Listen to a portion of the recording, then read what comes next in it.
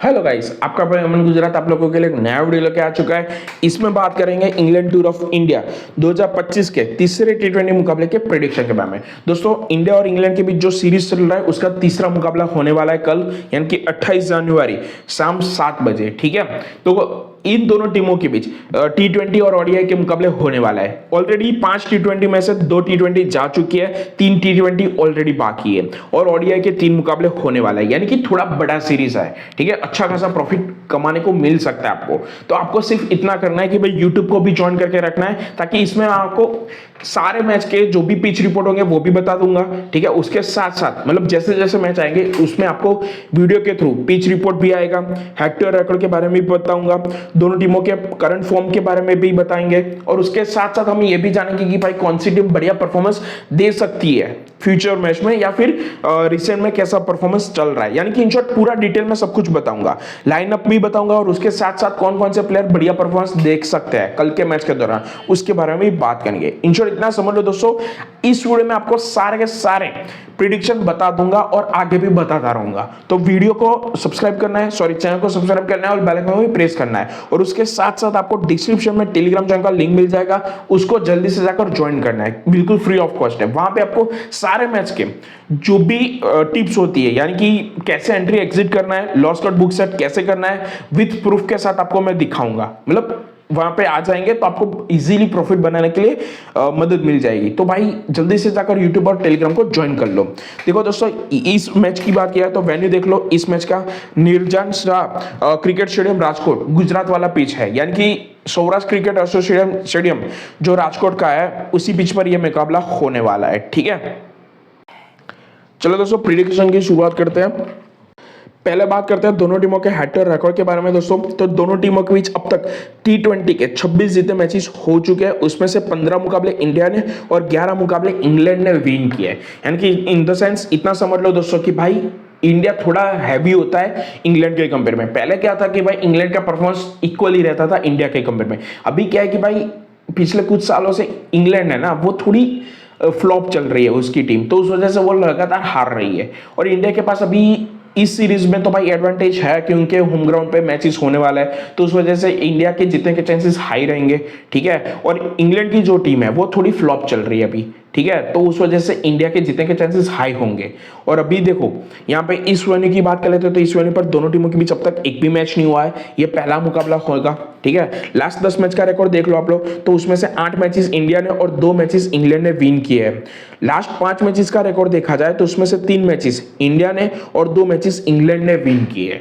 यानी कि ऑलवेज याद रखना, टी20 के जो भी सीरीज आएंगे उसमें इंडिया का पलड़ा थोड़ा भारी रहेगा, या फिर इक्वली आपको परफॉर्मेंस देता हुआ दिखाई देगा। ठीक है, चलो दोस्तों टीम फॉर्म की बात कर लेते हैं। तो इंडिया का टीम फॉर्म देख लो, लास्ट जो 5 मैचेस खेला है उसमें से एक ही हारा है, बाकी 4 विन करके गया है। साउथ अफ्रीका के होम ग्राउंड पे जाके उनको हराया है। ठीक है, और अभी इंग्लैंड को भी हरा रहा है अपने होम ग्राउंड पे। मतलब टी20 की जो टीम है वो बढ़िया परफॉर्मेंस दे रही है अपने हिसाब से। ठीक है, इसकी बैटिंग की बात की जाए तो भाई जो पिछले 2 मैचेस खेली है इंग्लैंड के अगेंस्ट में, उस हिसाब से देखा जाए तो भाई एवरेज कह सकते हो या बिलो एवरेज कह सकते हो। ठीक है, इतनी अच्छी नहीं है। लास्ट मैच में अगर तिलक वर्मा नहीं खेलता तो भाई इंडिया हार जाती, सिंपली बात है।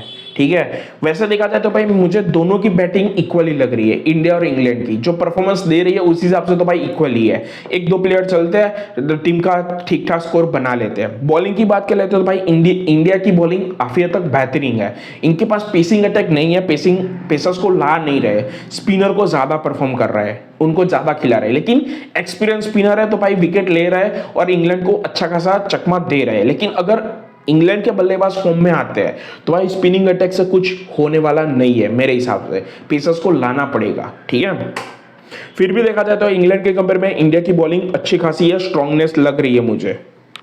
इंग्लैंड की बात कर लेते हैं दोस्तों। इंग्लैंड का टीम फॉर्म देख लो जो रिसेंट में चल रहा है। लास्ट जो 5 मैचेस खेला है 3 हारा है, 2 जीता है केवल। ठीक है, वेस्ट इंडीज के अगेंस्ट में जो सीरीज चल रहा था उसमें से 2 जीता था, 1 हारा था। लेकिन अभी देखो यहाँ पे इंडिया के अगेंस्ट में जो खेला है वो कंटिन्यूसली 2 हार के गया है। इसकी बैटिंग की बात किया तो जैसे मैंने आगे बोला कि इंडिया और इंग्लैंड का इक्वली चल रहा है परफॉर्मेंस के हिसाब से देखा जाए, बिल्कुल सही है। इनके पास काफी तक बेहतरीन बल्लेबाजी है इंडिया के जैसी, फिर भी फॉर्म में नहीं है सभी लोग, तो उस वजह से ये इतना अच्छा परफॉर्मेंस नहीं दे रहा है इंग्लैंड। ठीक है, बॉलिंग की बात करें तो भाई बॉलिंग से अच्छा मतलब ठीक ठाक है। पेसिंग अटैक इनके पास थोड़ा ज्यादा है इंडिया के कंपेयर में, स्पिनिंग अटैक भी अच्छा खासा है, मतलब इनकी बॉलिंग भी अच्छी खासी है, लेकिन प्लेयर फॉर्म में नहीं, तो उस वजह से देखा जाए तो इंडिया के कंपेयर में इनकी बॉलिंग थोड़ी वीक है।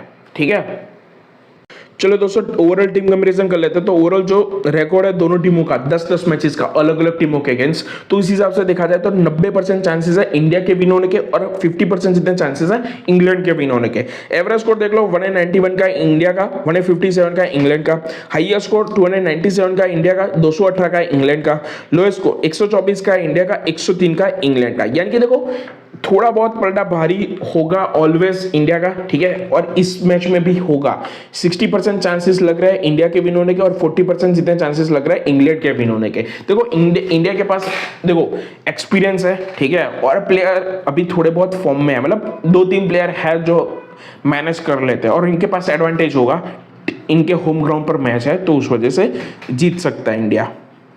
चलो दोस्तों वैन्यू स्टैट्स की बात कर लेते हैं। तो यहाँ पे देख लो इस ग्राउंड पे देखा जाए तो ओवरऑल 5 T20s के मैचेस हो चुके हैं। इंटरनेशनल T20s की बात किया तो भाई वो 3 ही खेली गई है अब तक। ठीक है, वो तीनों की तीनों मैचेस डिफरेंट वाली टीम ने जीते थे, लेकिन जो 5 T20s हुई है उसमें से देखा जाए तो 3 मैचेस बैटिंग फर्स्ट में बैट करने वाली टीम ने और 2 मैचेस सेकंड में बैट करने वाली टीम ने विन किया, यानी कि डिफेंड का पलड़ा थोड़ा भारी रहेगा इस पिच पे। लास्ट जो 4 मैचेस हुए उसके अकॉर्डिंग देखा जाए तो 100% चांसेस है इस पिच पे डिफेंड वाली टीम विन कर सकती है, यानी कि डिफेंड का पलड़ा इस पिच पे भारी रहेगा। कल के मैच के दौरान भी आपको ये देखने को मिल सकता है।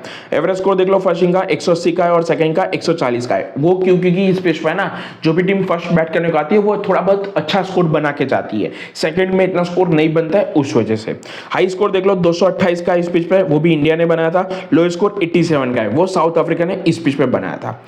यहाँ पे देखा जाए तो बिलो 150 का स्कोर इस पिच पे 2 बार हुआ है, 150 से 199 तक का स्कोर 3 बार हुआ है, 200 से अधिक का स्कोर 1 बार हुआ है।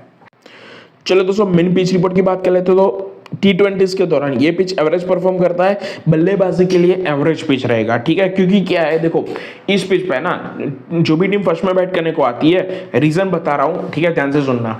तो इस पिच पे जो भी टीम फर्स्ट बैट करने को आती है तो बल्लेबाजी से ये पिच फर्स्ट इनिंग में अच्छा खासा परफॉर्मेंस देता है, मतलब जो भी टीम पहले बैटिंग करती है उसके लिए अच्छा स्कोर बन सकता है इस पिच पे। लेकिन जैसे जैसे मैच फर्स्ट इनिंग से सेकंड की ओर आगे बढ़ता है वैसे वैसे पिच थोड़ा स्लो होता जाता है, पिच पुराना होता जाता है। तो बॉल है ना वो स्पिनर को भी थोड़ा सपोर्ट मिलता है उस टाइम पे, तो विकेट ज्यादा आती है, रन कम बनते हैं, स्कोर कम बनता है, तो उस वजह से मैच डिफेंड हो जाता है, चेज नहीं हो पाता है। मतलब एवरेज स्कोर चेंज हो जाता है लेकिन उससे ज्यादा का स्कोर इस पिच पर डिफेंड होता है मोस्टली। और इस पिच में ना जो 3 इंटरनेशनल T20s हुई है उसी हिसाब से देखा जाए तो भाई थोड़ा स्कोर ज्यादा बनता है फर्स्ट इनिंग के दौरान। ठीक है, हाँ, तो उस बात को ध्यान में रखना। पेसर्स की बात कर लेते हैं तो पेसर्स को दोनों तरफा अच्छा खासा सपोर्ट करता है पिच, और वैसे भी कल फ्रेश पिच होगा तो दोनों तरफा पेसर्स बढ़िया करेंगे, उसको मतलब मिलने के चांसेस 50% है जो पुराने रिकॉर्ड है उस हिसाब से।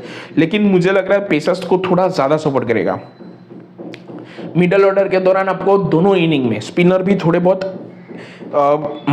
उसको भी मदद मिलती हुई दिखाई दे सकती है। ठीक है, क्योंकि क्या होगा देखो इस पिच पे है ना स्पिनर भी थोड़ा बहुत अच्छा करते हैं, जो भी 3 मैचेस हुए इंटरनेशनल वाली उसमें भी स्पिनर को मदद मिला है, और इंडिया के जो स्पिनर है ना वो काफी तक बेहतरीन परफॉर्मेंस देते हैं। तो उस हिसाब से अगर वो फर्स्ट में भी बॉलिंग करते हैं इंडिया तो भाई उसके हाथ में भी विकेट आ सकती है। यहाँ पे दोस्तों पेसर स्पिनर का रिकॉर्ड देख लो इस ग्राउंड पे, तो लास्ट 10 मैच के अकॉर्डिंग जो 10 मैचेस हुए ओवरऑल और T20 और ODI के मिला के, तो उसमें पेसर्स को 57 जितना विकेट मिला है, स्पिनर को 58 जितना विकेट मिला है। ठीक है, तो इस वजह से देखा जाए तो दोनों को सपोर्ट इस पिच पे इक्वली मिलता है। जब भी स्मार्ट T20 रणजी ट्रॉफी चल रही थी इस पिच पे, तो उसमें ऐसा देखा गया था कि भाई 140 तक का स्कोर जो है ना 150 से 140 तक का स्कोर वो इजीली चेज होता है, लेकिन अगर स्कोर 180 या उसके प्लस का बन जाता है ना तो वो डिफेंड हो ही जाता है इस पिच पे। ठीक है, तो उस बात को ध्यान में रखना।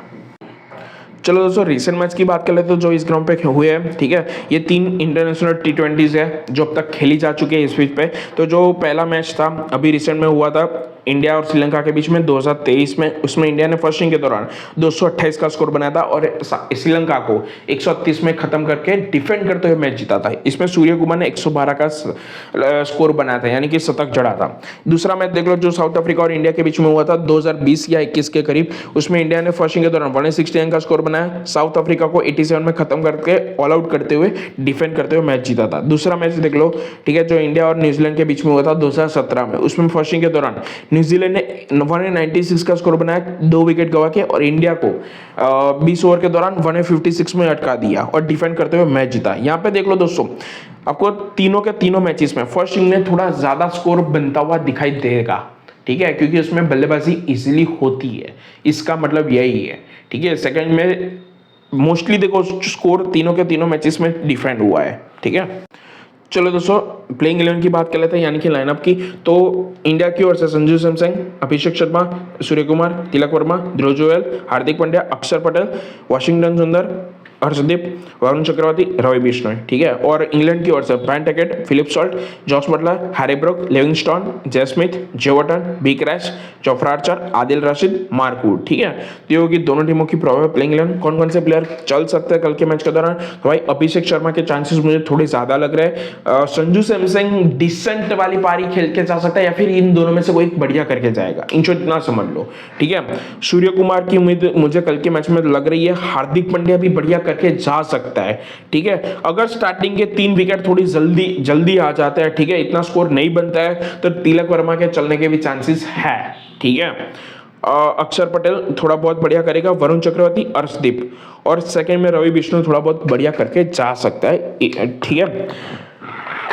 इंग्लैंड की बात की जाए तो भाई ब्रायन टैकेट कल के मैच में मुझे थोड़ी उम्मीद लग रही है, लिविंगस्टोन, हैरी ब्रूक से मुझे इतनी उम्मीद नहीं लग रही है, फिर भी 20-25 वाली पारी खेल सकता है, ठीक है। फिलिप सॉल्ट भी मुझे इतना लग रहा है क्योंकि ओपनिंग में आता है तो वो बंदा थोड़ा बहुत खेल के जाएगा, ठीक है। जॉस बटलर भी मुझे 20-25 वाली पारी लग रही है, उससे ज्यादा मुझे नहीं लग रही है, ठीक है। फिर मार्क वुड इस पिच में बढ़िया करेगा, आदिल राशिद भी बढ़िया करके जा सकता है, क्रैश को 1-2 विकेट मिल सकती है, लेकिन फिर भी मेरे को इतना उम्मीद नहीं है। फिर भी अगर लेना चाहते हो ड्रीम 11 वैसा कुछ में तो ले सकते हो आप लोग, ठीक है। इन शॉर्ट समझ लो इंग्लैंड की ओर से Brian Tackett, Philip Salt, Livingstone, Jos Buttler as a wicket keeping में बढ़िया ऑप्शन रहेगा ड्रीम 11 के लिए बोल रहा हूं, बी क्रैश, मार्क वुड और आदिल राशिद, ठीक है। मैच विनर की बात कर लेते हैं तो भाई मेरी ओर से मैच का मैच विनर इंडिया ही रहेगी, ठीक है। पिच कैसा परफॉर्म करेगा, पिच रिपोर्ट जो फाइनल कल टॉस के बाद आएगा उसी हिसाब से अगर मैच विनर चेंज होता है तो टेलीग्राम पे पता चल जाएगा। फाइनल मैच विनर आपको हर मैच का टेलीग्राम पे पता चल जाएगा, ठीक है, विद प्रूफ के साथ मैच आएगा, ट्रेडिंग भी होगा, ठीक है। तो ट्रेडिंग कैसे करना है, किस रेट पे करना है, किस सिचुएशन में क्या होगा, वो सब कुछ आपको टेलीग्राम पे पता चल जाएगा। टेलीग्राम को आपको इन शॉर्ट ज्वाइन करके रखना है, जिसका लिंक डिस्क्रिप्शन में कमेंट बॉक्स में दे रखा है।